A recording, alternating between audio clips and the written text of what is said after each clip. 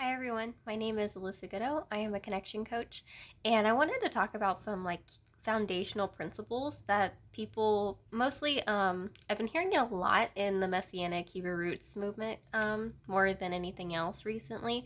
But I think a lot of people are just kind of coming into psychology and mental health backing and that sort of thing. It's all super exciting.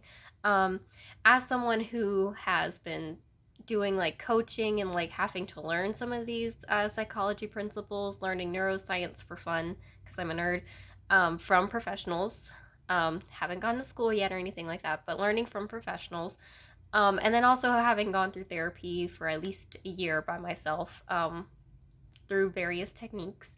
I feel like maybe some foundational key terms and just really laying groundwork for some of the stuff that people are using and talking about, but they don't really know how to fully use to its fullest extent yet. So I just kind of wanted to talk about some basic stuff. So if this feels a little overwhelming or a little confusing, um, I think some of what would be helpful to listen to would be Out of Ashes Ministries.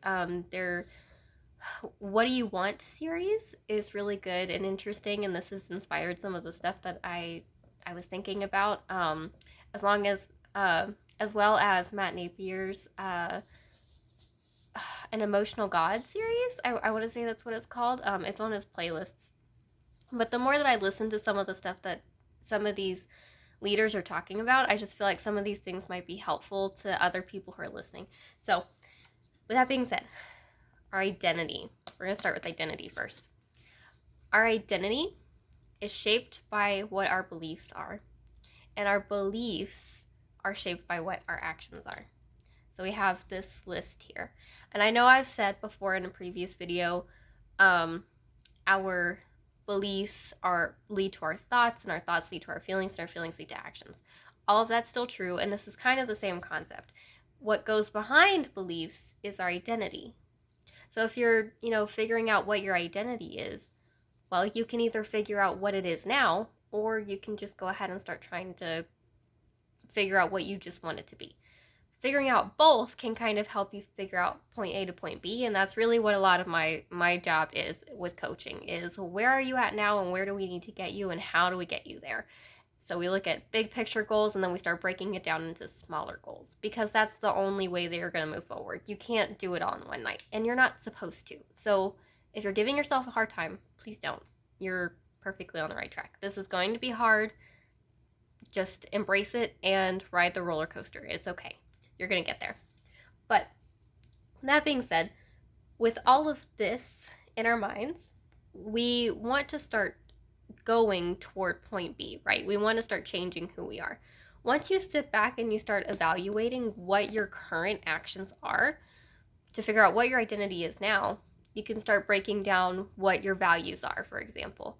So this, for me, some of my big values are finding a sense of belonging, community, God, of course, family. These things are really important to me as an individual. So whenever I learn these things, I can start looking at some of the actions that I perform. Do I prioritize talking to family before friends? Do I value praying first thing in the morning? Do I eat clean? Do I, some of the actions that I'm doing or not doing, what does that say about who I am?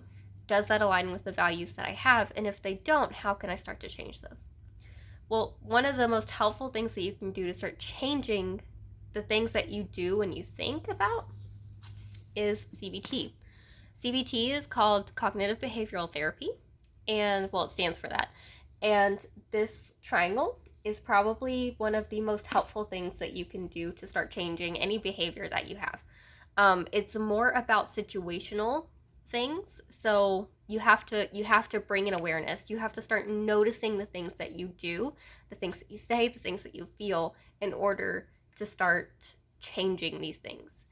Because without being aware, without noticing it, you can't change the behavior, right?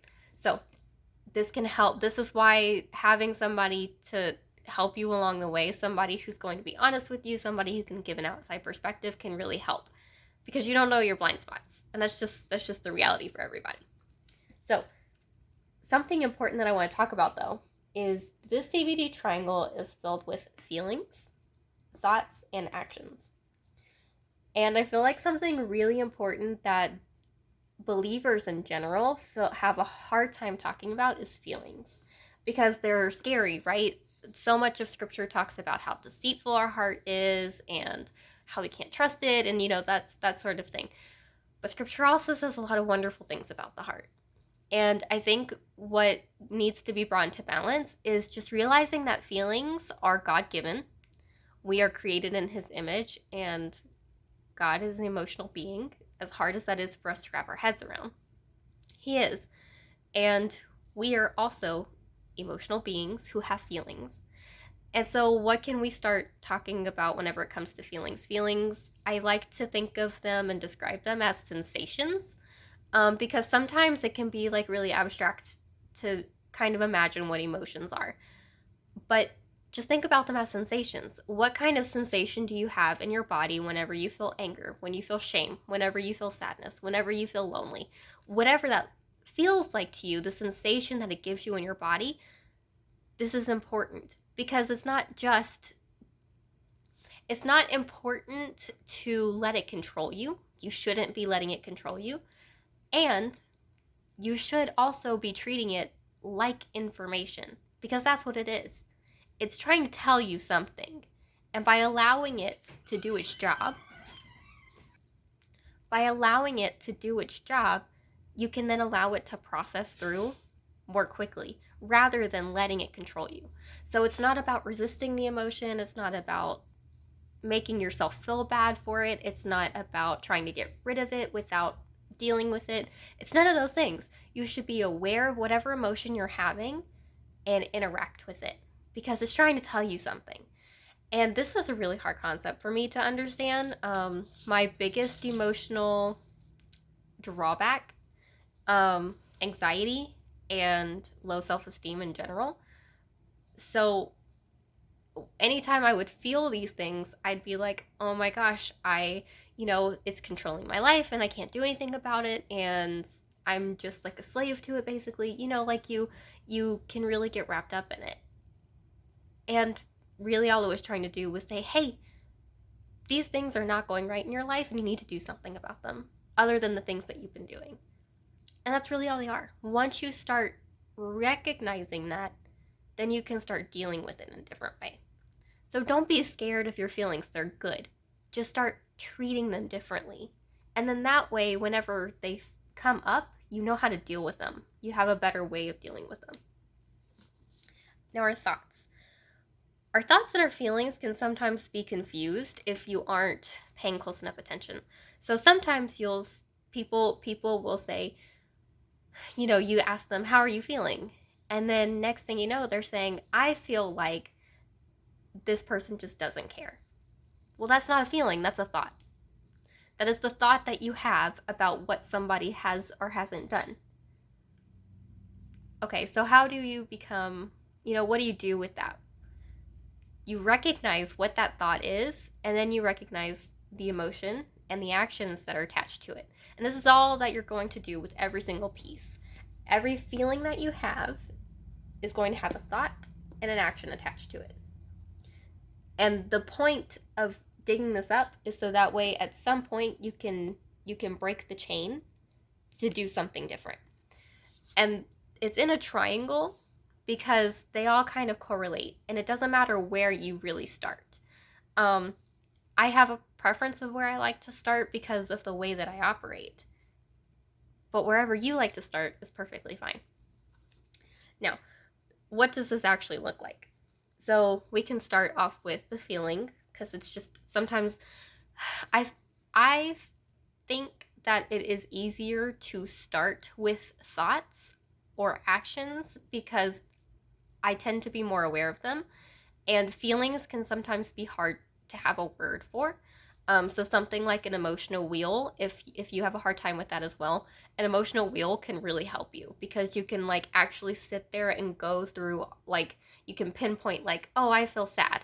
And then you can get a little bit more detailed to be oh, this is the kind of sad that I'm feeling. And then you can figure out what you need to do with it. But whatever you like to start with. Let's say you start with, I feel guilty. Okay, so I feel guilty, and that causes me to think I am a bad believer. Okay, that doesn't feel too great. Doesn't feel, you're probably going to have more than one emotion attached to all these things, because if you feel like a bad believer, you're probably going to feel down on yourself. You might feel ashamed as well. You might feel isolated. It will probably come with several other emotions, but we're going to take one thing at a time and break it apart first. And if you feel like a bad believer, you might break a command, like shopping on the Sabbath. So I go buy something because I don't have it in the house whenever I need to make a meal for Sabbath. Okay. So how do we start breaking this? You can start pretty much anywhere, but let's challenge this by saying, well, instead of I am going to go buy something, you say, okay, I have to do without this meal today because I feel that strongly convicted in the moment that I shouldn't be doing this because it makes me have the thought that I'm a bad believer. Okay, so you don't buy it. So what are your other alternatives? You get creative in the kitchen and you do something different for that day. Now, you can argue all you want about that still being work, but just roll with me here for the sake of the lesson. So, what does that make you feel? It makes you feel creative. It makes you feel empowered. It makes you feel like you get curious. It makes you feel renewed. There are all kinds of different things that this could make you feel, all because you decided to do something different instead of what makes you feel bad. Now, you could challenge this in any other way. Let's say that you have the thought that you are a bad believer because you don't pray every day. Okay, you could challenge that in several different ways. You could say, is the only way to be a good believer by praying? No. Or you could challenge it in a different way and you could say, okay, I'm going to start praying because it's that important to me. I feel like this is the way that I need to do this, so I'm going to start praying. Okay, that leads to the action. And this action causes the feeling of happiness or excitement or whatever it is. And then you start to have a different thought as well. I can learn how to be a better believer. And all of this is about expanding the capability that you have. You don't want to be in a fixed mindset where you're thinking, I am this way and there's nothing I can do about it. You want to start thinking of yourself as able to grow. You want to go, I can, like, this is my state now, and I am capable of doing something different. I can learn new things. I can ask for help. I can get resources on this. I can. This is true, and it's okay that this is true, and I can do this as well. They go hand in hand, and they shouldn't be an opportunity to beat up on yourself. They should always be an opportunity to go, you know what, everybody has to start somewhere, and this is where I'm starting, so let's start progressing. So hopefully all of these things will help you a little bit with where you're going. I do want to say too, there have been so many times, and I think that this is something that gets lost on people. For someone like me, and I'm sure that there's at least one person watching who can resonate, I got to a point in my life where I was doing all the checklist of things, like doing CBT, like doing boundary work and learning who safe people are and aren't, and all the things. And I still have lots of room to grow on that because it's a lifelong process. It's not one and done. You learn it and then you are a master at it. It's always ongoing progress. So I still have tons of growing room in this area. And even after doing all the checklist of things, knowing what I need to do, knowing what I want to do, and somehow I still can't do it. I still can't bring myself to do the things that I know that I need to do. If you are at this point, and no matter what you do, you've prayed about it, you've asked people for help, you've read all the books about it, you've sat with your feelings about it, all the things, and something isn't changing for you still, I just want to invite and offer that you might need to do some trauma work. It's hard to admit this and it makes people uncomfortable, but sometimes it's not that you aren't doing enough. Sometimes it really is just that you're physically reliving something and it's not your fault. It's not your fault that you are reliving something that has happened to you in the past, and that every time you go to make a step forward, you get triggered and you just can't do it. It's okay. There's ways that you can get support for that too. Work with trauma specialists. That's what they're there for. Someone like me who's just coaching and doing all the learning in the background, that's not my work.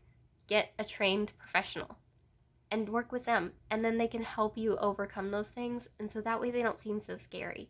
Okay?